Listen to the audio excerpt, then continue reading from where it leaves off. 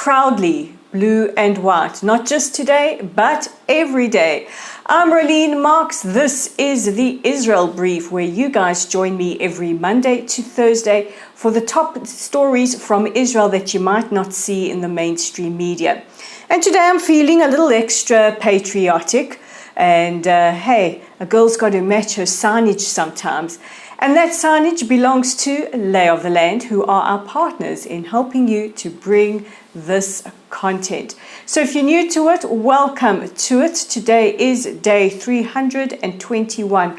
I can't believe that we are fast approaching that 1 year anniversary since the horrific massacres of the 7th of October, and more about that a little later. But we remember that there are now 109 hostages being held captive in Gaza. We want them home now. So let's take a look at those top stories, and we begin with news that we're all following on where we stand with a potential deal for a 45-day ceasefire that would hopefully see the release of hostages.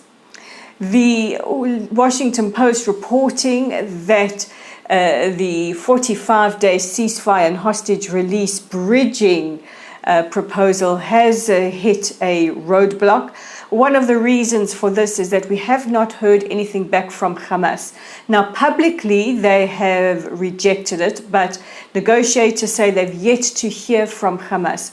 We do have reports that Yahya Sinwar, the leader of Hamas, wants guarantees for his safety and that he won't be assassinated.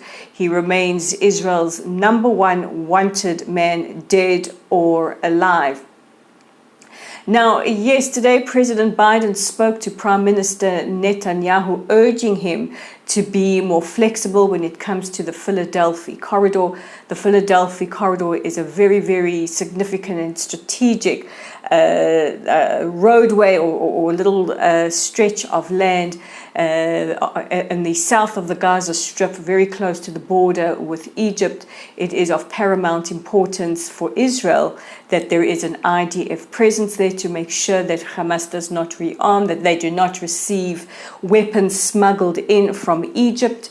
Egypt is reported to have given some assurances that they will not let that happen.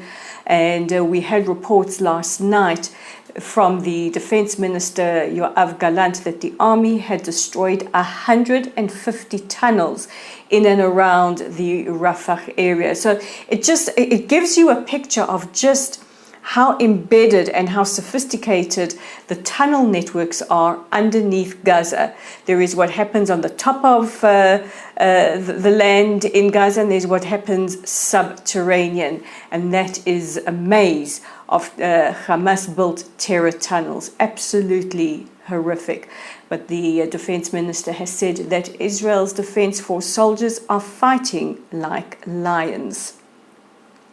Meanwhile, rocket barrages continue to be fired from the south of Lebanon by Hezbollah, another Iranian-sponsored proxy, into the north of Israel. Earlier today, a rocket slammed into a tree very, very close to a school in the town of Kiryat Shmona, setting fire to the tree. But it did hit very, very close, ominously close, and thank goodness there are no casualties. To date, 45 people have been killed as a result of rocket fire from Hezbollah in southern Lebanon. And we can't forget that 12 were those beautiful young Druze children who were just playing football on a Saturday afternoon. The Washington Post again reporting that Iran is hesitating to strike Israel directly, but is encouraging strikes from their proxy Hezbollah in response to the assassination of Fuad Shakir, believed to be responsible for the firing of that rocket that killed the 12 children. Earlier this week, the Iranian Revolutionary Guard Corps said that they will strike Israel when the time is right, and they say it is in response to the assassination of Hamas political chief Ismail Haniyeh last month. However, Israel has not commented whether or not Israel is responsible for that assassination. Now, as I mentioned a little earlier, we are fast approaching the 1-year anniversary of the 7th of October. I can't believe that we're almost there already. For me, it seems like yesterday that this all happened, and I can't believe that we still have 109 people being held in horrendous conditions. We know that every single day is crucial and that time is running out. Well, the Israeli government is now discussing how the memorial of that day is going to take place. The Prime Minister has tapped Minister of Culture Miri Regev to head up the plans for the memorial. However, yesterday we heard from several of the southern kibbutzim that were very, very, very badly affected by the atrocities on the 7th of October. Kibbutzim like Nir Oz, Kfar Aza, Be'eri, Nachal Oz, Yad Mordechai, Re'im, and various others saying that they will boycott a national memorial. They believe that they will have private memorials, which I completely understand. And Kibbutz Be'eri going even further to say they believe that any funds spent on this national memorial should rather be spent on helping to secure the release of the hostages. The kibbutz of Nir Oz said that they will not allow themselves to be used as political pawns or photo opportunities, and they say for the man who is responsible for this all. So a lot of anger directed at Prime Minister Netanyahu and the Netanyahu government. There is a lot of anger in Israel. Many are still waiting for the Prime Minister to accept responsibility for the 7th of October. Everybody else has, and the closest he has come to it has been to tell Time magazine that I'm sorry that it happened. And I know many of you out there don't want to hear this, but his approval ratings are slipping dramatically as a result of the 7th of October and the way that many Israelis believe that this war has been conducted. Meanwhile, yesterday, National Unity Party leader Benny Gantz tweeting out that directly to the Prime Minister, saying that it's not his day, that he should take his cue from the communities, he said, that lived through the inferno, and a steering committee should be set up with Culture Minister Miri Regev to discuss how this day should proceed. The Hostages and Missing Persons Forum have also joined the boycott. However, the towns of Sderot and Ofakim say they will join the National Memorial. And, just as an aside, Israel is a very, very robust democracy. I think our national sport here is criticism of the government, and it's something that we are extremely proud of in this country, that we do have these freedoms to voice our discontent when people feel that the government or political parties are not living up to what they are mandated to do. And finally, Rachel and John Goldberg-Polin, the parents of Hirsch Goldberg-Polin, addressed the Democratic National Convention last night, and I don't think anyone can hold back the tears watching the chants of "Bring Them Home" as they entered the arena. They spoke about the variety of different people from different countries who are being held hostage. And as John said, and I'm going to read you his quote directly, he said, "Needing our only son and all of the cherished hostages home is not a political issue. It's a humanitarian issue." And I'm very glad that as the conventions progress, we just had the Republican National Convention, now the Democratic National Convention, that this is a bipartisan issue.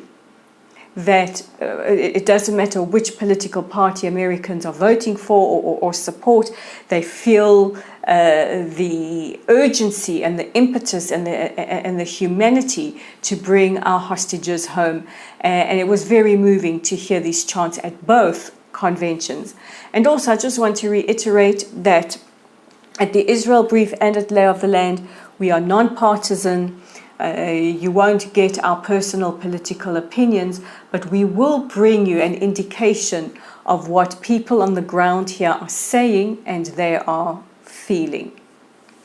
And now it brings me to your favorite time of the day, and I must admit it's my favorite time of the day as well, and that is audience question time. And today we have not just one but two questions. The first is from Hillary Cohen, who wants to know, is it safe for the communities to return to their kibbutzim? Excellent question, Hillary. It is relatively safe. It's not 100% safe yet. They are still very close to Gaza, just a mere kilometers away. And when I was down there on Tuesday, you could definitely hear the symphony of war, the booms and the noise in the background. But as you can imagine, these communities have a completely different feeling to what we might feel. They were directly affected and impacted. So I think as much as many of them want to go back and start to rebuild and start to build their homes again, there is a tremendous feeling of anxiety, trepidation, insecurity, until we have a permanent ceasefire and end to the war, whenever that will happen, and the security measures in place to ensure that what happened on the 7th of October never ever happens again. Now, the kibbutz that I was on Tuesday, Nir was not structurally damaged, but this is a community deeply wounded.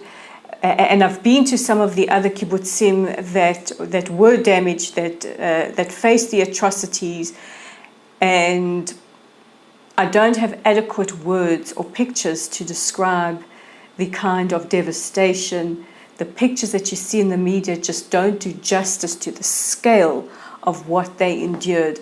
But these people are heroes, going back to their homes, being on the front line, rebuilding these kibbutzim, which are the breadbasket of the country, is absolutely extraordinary. So I hope that answers your question.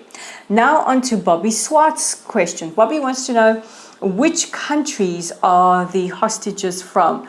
Excellent question, Bobby, because as I keep saying, it's not just an Israeli issue, it's a global issue. So we've had hostages from Nepal, South Africa, the United States, Argentina, Austria, Brazil, Bulgaria, Canada, Colombia, Denmark, France, Germany, Hungary, Poland, Portugal, Romania, Serbia, Spain, Thailand, and the United Kingdom. So from all around the world, not just Jews, but Christians, Muslims, Buddhists, Hindus, different ages. The oldest is 86. The youngest is a 1-year-old little boy, our gorgeous Kfir Bibas. We want them home now. And thank you to all of you for your continued prayers, your continued messages to raise the issue and make sure that our hostages are not forgotten. So we are heading into the weekend, which gives me time to wish you all a wonderful weekend, a Shabbat Shalom from all of us to all of you. But if you missed us this weekend, you can still catch us on our website at www.layoftheland.online, our Facebook page at Lottel's site, our YouTube channel right here at the Israel Brief. And guys, if you like us, please hit that red subscribe button. Let's grow our community. And we're on Instagram, on my page at Rolene_Marks, and on X. I always have to think about that one, at Lay of the Land 5. So guys, God bless you all. Take care of yourselves and each other. Have a super weekend, and I'll see you all on Monday. Bye for now.